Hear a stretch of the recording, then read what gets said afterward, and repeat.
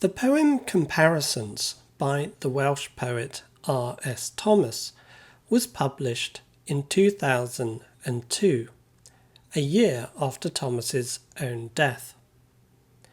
Now, in it, the speaker is trying to find an image to convey his sense of the lightness of a woman he loved and who has since died. And in the process, we find out it's also an attempt to find some way of conveying the nature of the relationship between him and this woman, which he initially conceives of as one based on lightness, but actually comes to realize by the end of the poem that it has something heavier and perhaps more substantial about it as well. So it begins then with him saying, "To all light things I compared her." He's trying to find an image to liken his sense of her lightness. And he starts off by suggesting a snowflake and then a feather. And this feather then introduces a much more extended ornithological image, which is an attempt to convey his relationship to this woman. He recalls a time when she rested on his arm, rather like the way a bird sits gently on the eggs in its nest and takes care not to crack them. And this reveals a fear, the poem goes on to tell us, that anything heavier might have broken their relationship, just as something too heavy might break eggs. The last two stanzas, though, begin to betray a sense of inadequacy of these light images. We're told that snow melts and feathers are blown away. They're ephemeral, they're provisional, they don't last. This can be interpreted in two senses. It could be the sense that she was right to be cautious in how heavily she leaned upon their love because it was something fragile and that could break. Or it could also suggest the way that the very images that the speaker is trying to find to convey his sense of this woman and their relationship are also fragile in the sense that they don't really hold up. They don't really reflect the reality he's trying to convey. And indeed, by the final stanza, he has concluded that rather than being like a snowflake or a feather, she is much more like an anchor, something heavy that sits inside him. Now, what I want to highlight now is the role that line and lineation plays in this poem. The role it plays in contributing to its overall effect, the role it plays in conveying to us an experience of their relationship that in this way shapes our sense of the poem and our understanding of the poem.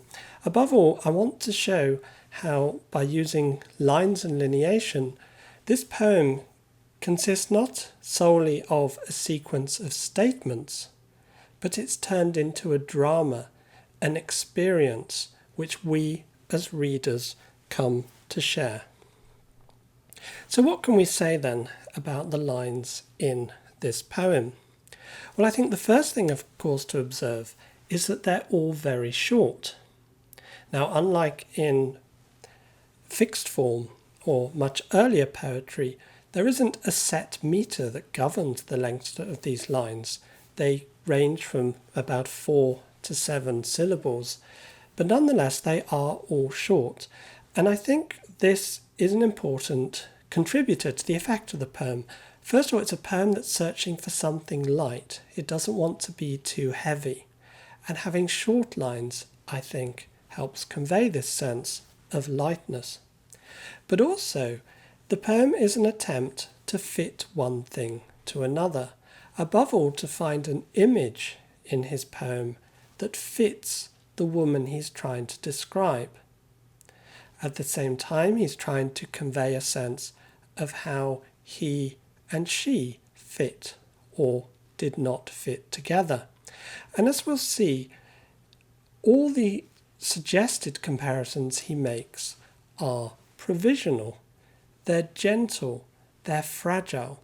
And I think this is conveyed by the way phrases, clauses, sentences are broken up into small parcels and put gently on top of one another.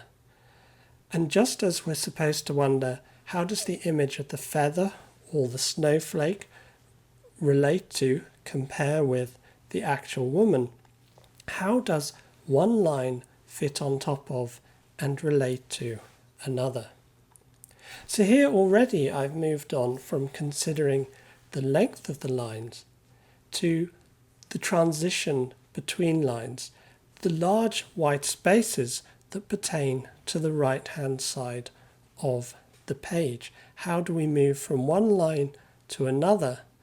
And how does this dramatize the poem? How does this enhance our sense of what it is that the poem is saying? Now, it's one of those poems which does things slightly differently in each of its stanzas. So there isn't one key that unlocks the transitions in every stanza.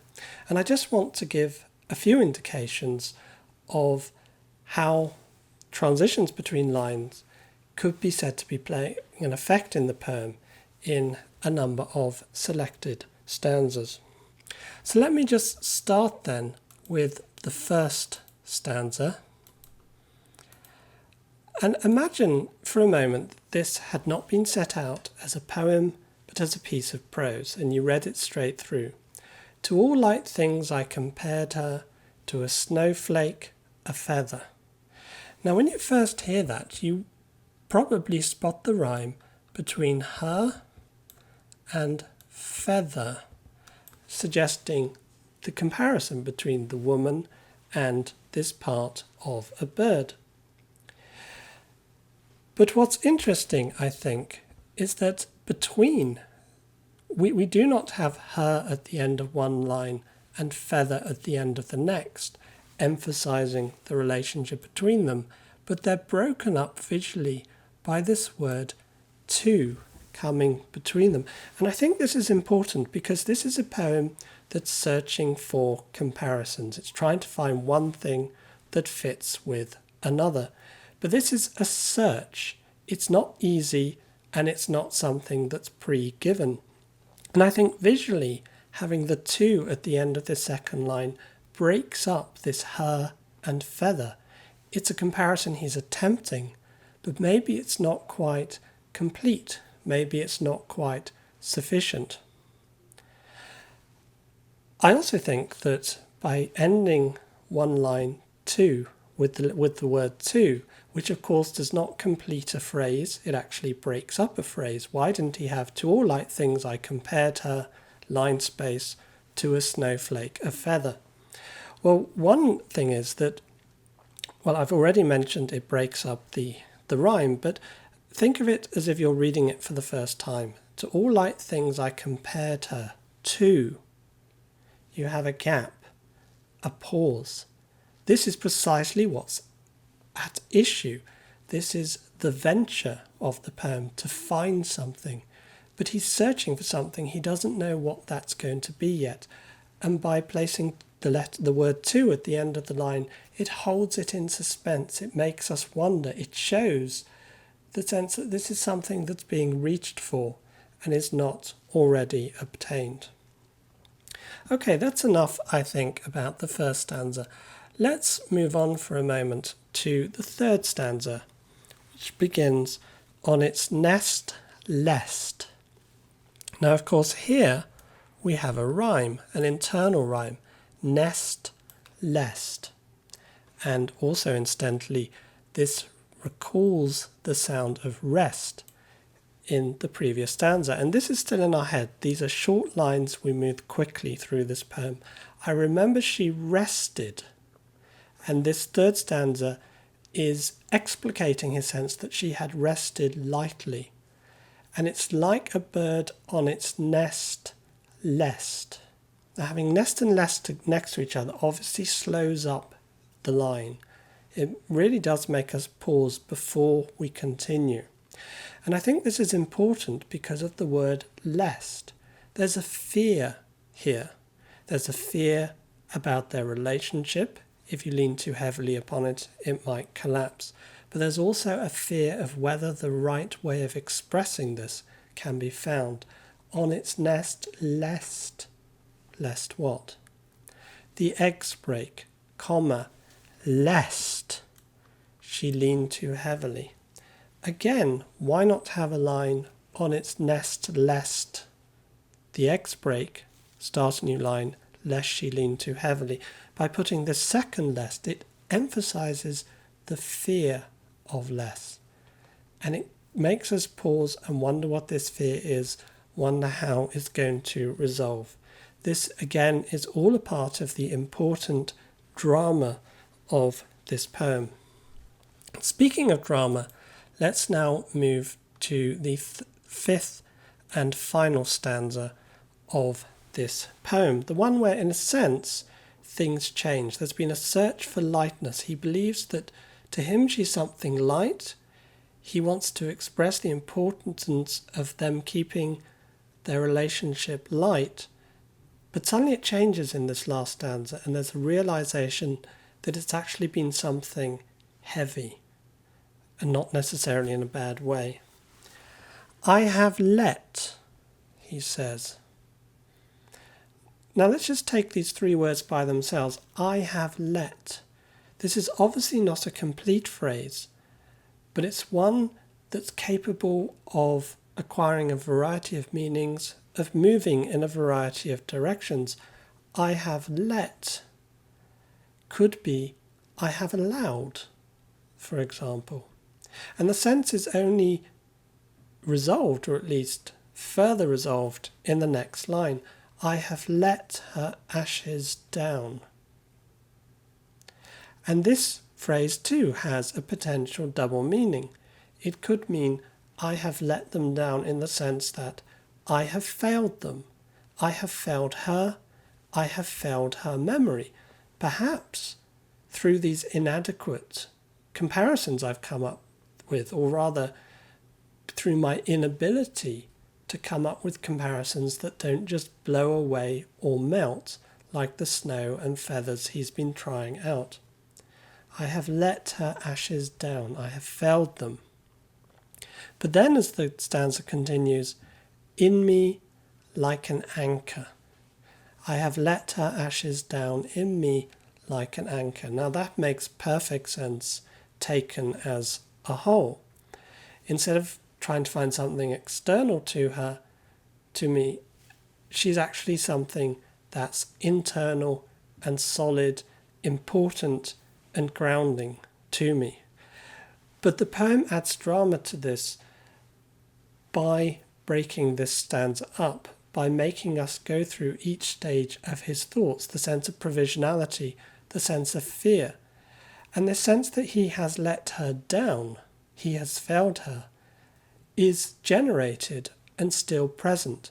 So it's not that resolving that she is like an anchor in him solves the whole problem, it's something entirely positive. There's a lot of anxiety and concern and uncertainty built into it as well. And just one final thing, I spoke at the beginning of how her and feather rhymes seem to fit together, but they're kept apart by the word to, the very word that signifies the attempt to make comparisons, to try and compare it, to compare something to something else could be to lose it.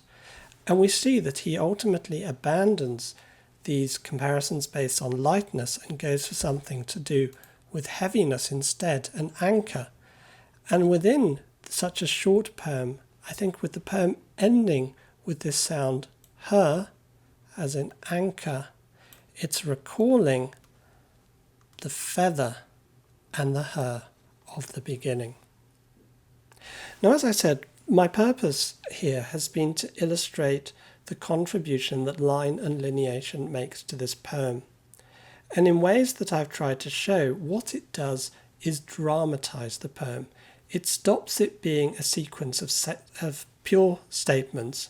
The poet could have said, she's like this, she's like this, she's like this. Oh no, she's not. She's actually like this. It turns the poem into something we experience. We experience the hesitancy, the fear, the concern, the challenge of trying to, in a way, keep this woman alive in his mind, in his thoughts, trying to find a comparison that is true to her and does not let her down, as it were. So that's the main thing. We can see how lineation adds drama to a poem. It makes something happen. But the second thing to say is that this is a reasonably open form poem. There are not strict rules dictating the metre of each line. Instead, each line, each stanza generates its own rules as it goes along. What's happening with the line endings, with the transitions in stanza 1, is not the same as what's going on in stanza 3, for example. So there's a constant shift and movement within the poem. It's not one fixed pattern, but it's something constantly changing, just as the speaker is constantly having to adapt the imageries, the comparisons he uses to try to convey his sense of this woman whom he has loved and, in some sense, lost.